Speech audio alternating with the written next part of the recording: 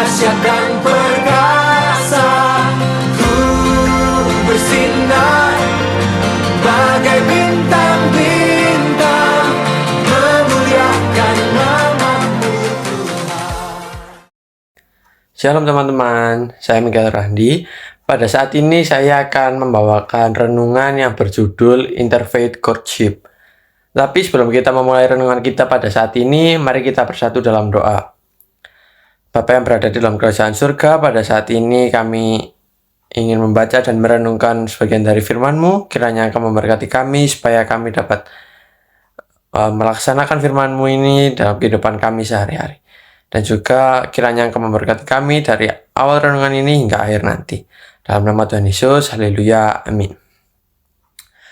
Saudara-saudara, kira-kira berapa banyak teman-teman remaja Kristen kita yang pada saat ini sedang berada di suatu hubungan yang pasangannya itu memiliki perbedaan keyakinan? Saya yakin pasti tidak sedikit jumlahnya, karena situasi hubungan seperti ini rawan terjadi dan sering menjadi problem bagi suatu relationship anak muda.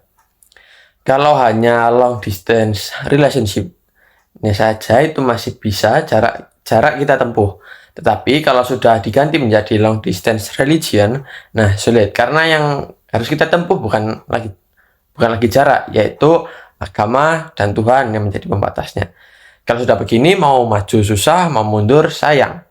Tapi berada di hubungan yang di dalamnya itu ternyata memiliki perbedaan keyakinan itu sangat amat sulit.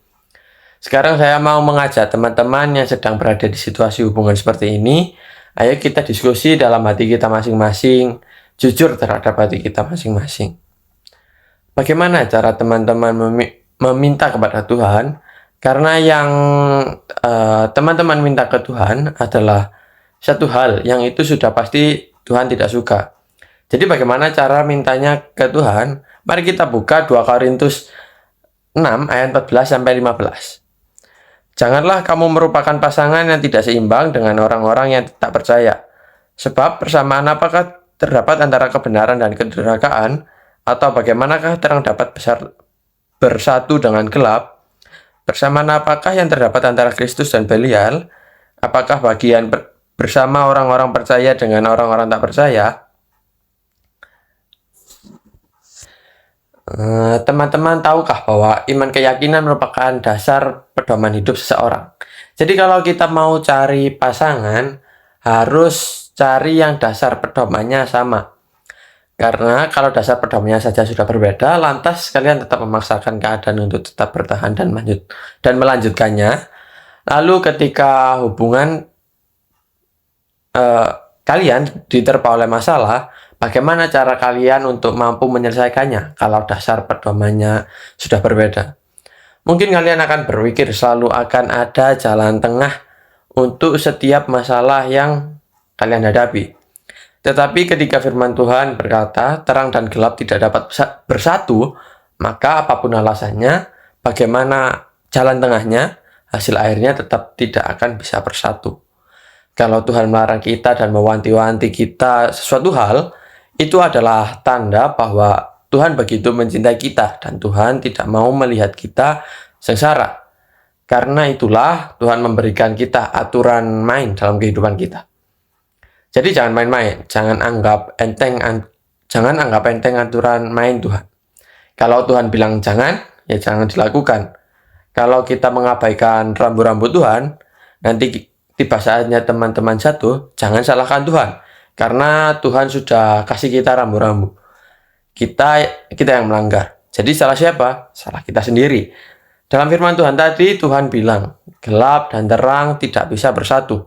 Jadi jangan coba-coba anak terang cari yang gelap. Di ayat selanjutnya Tuhan berfirman supaya kita menjadi dan mencari pasangan yang seimbang dan sepadan. Seimbang itu bukan hanya satu agama. Satu agama itu harus. Tapi seagama saja belum cukup. Karena kita harus cari yang seimbang. Apa itu seimbang? Seimbang itu satu visi, satu tujuan, satu prinsip, satu pemikiran. Kenapa Tuhan bilang cari yang seimbang? Karena Tuhan mau kamu dan pasanganmu menjadi pasangan yang klop. Sehingga ketika hubungan kalian ditimpa masalah, kalian punya power yang kuat untuk menghadapi dan menyelesaikan masalah-masalah kalian. Tujuan Tuhan itu baik. Tuhan mau kehidupan relationshipmu bisa menjadi hubungan yang baik dan berhasil. Tapi banyak teman-teman kita yang berdalih, saya pacaran dengan dia yang berbeda agama untuk bisa membawa dia masuk jadi orang Kristen.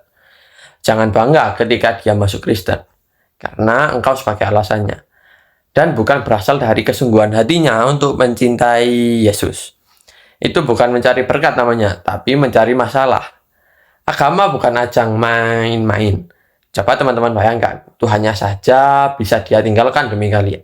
Apakah itu tidak menutup kemungkinan ketika dia bertemu dengan seseorang yang jauh lebih baik lagi dari kalian, dia bisa berpaling dan meninggalkan kalian juga. Tuhannya saja berani ia lepas demi manusia. Apalagi kalian yang hanya manusia biasa dan pasti memiliki banyak kekurangan. Bagi teman-teman yang sedang ada di situasi seperti ini, saran saya lepaskan. Berat memang melepaskan dia yang kita cintai.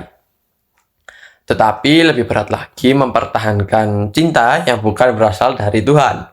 Bisa jadi dengan kalian tetap memaksa keadaan dengan terus menjalani hubungan dengan dia yang bukan dari Tuhan, tanpa kalian ketahui, ternyata kalian telah kehilangan waktu dan kesempatan untuk bertemu dengan dia, pasangan yang dari Tuhan.